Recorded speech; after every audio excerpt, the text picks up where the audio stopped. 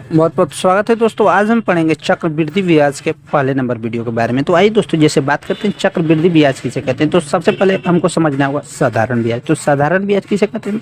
तो साधारण ब्याज में हमेशा दोस्तों मूलधन पर ही ब्याज निकाला जाता है। जी हाँ दोस्तों, जो कि साधारण ब्याज पर हमेशा किस पे ब्याज निकाला जाता है? मूलधन पर। जबकि चक्रवृद्धि ब्याज इसे कहते हैं जैसे ऐसा ब्याज जो केवल मूलधन पर ही ना लगकर, जो आपको मूलधन के साथ जो ब्याज निकलता है उस ब्याज पर भी ब्याज लगे, उसे आपको चक्रवृद्धि ब्याज कहते हैं। तो आप समझे ना दोस्तों, जैसे ही आपको पहला ब्याज अगर निकल रहा हो तो उसे आप साधारण ब्याज कहते हैं, जबकि दूसरा ब्याज पर भी ब्याज निकल ले उसे आपको चक्रवृद्धि ब्याज कहते हैं। तो आइए दोस्तों, जैसे क्वेश्चन है, यदि 7500 रुपए की राशि पर 4% की दर से 2 वर्षों के चक्रवृद्धि ब्याज किया हुआ, तो इसको आप चक्रवृद्धि ब्याज के प्रश्न को सोल्व करने के लिए 3 मेथड आते हैं। तो जो कि पहला मेथड है दोस्तों ये वाला। तो मानिए दोस्तों 7500 रुपए की राशि, ये आपको मूलधन हो गया 7500, जबकि रेट दिया हुआ कितना 4%, ये आपको 4% रेट हो गया, जबकि समय दिया हुआ कितना 2 साल। तो पूछ रहा है दोस्तों कंपाउंड इंटरेस्ट। तो आइए दोस्तों, जैसे बात करते हैं, आपको हो गया मूलधन 7500 और रेट दिया हुआ कितना 4%। तो सब खेला रेट पे ही होता है। तो ये आपको 7500 का सबसे पहले 4% निकाल लीजिए। तो 7500 गुने 4/100,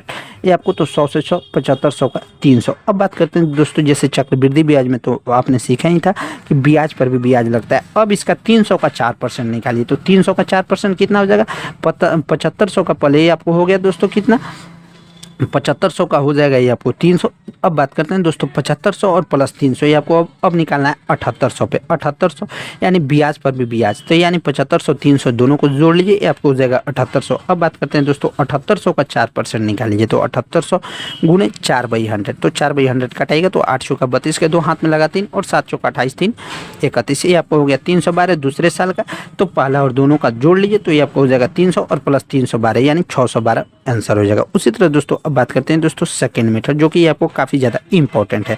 तो जैसे ये आपको रेट दिया हुआ है 4%, तो 4% का मान कितना होता है 1/25। तो 25 से कितना हो गया? ये आपको 26 हो गया, जबकि पहले ईयर्स में 25 से 26 हो गया। उसी तरह दोस्तों दूसरे ईयर में 25 से 26 हो गया। तो इस तरह दोस्तों स्क्वायर कीजिएगा, तो 25 से 25 में गुना कीजिएगा, आपको 625, जबकि 26 में 676 गुना कीजिएगा तो ये आपको 676, जो कि इधर वाला आपको मिश्रधन कहलाता है, इधर वाला आपको मूलधन कहलाता है। तो चक्रवृद्धि ब्याज जैसे घटाइएगा, ये आपको मिश्रधन में से मूलधन घटाया जाता है, तो उससे चक्रवृद्धि ब्याज कहते हैं। तो 676 में से 625 घटा दीजिए, ये आपको 51 रुपया हो गया। जो कि इस तरह दोस्तों इसका प्रिंसिपल का मान दिया हुआ कितना 625 का मान दिया हुआ कितना क्वेश्चन में 7500, तो ये का मान कितना हो जाएगा।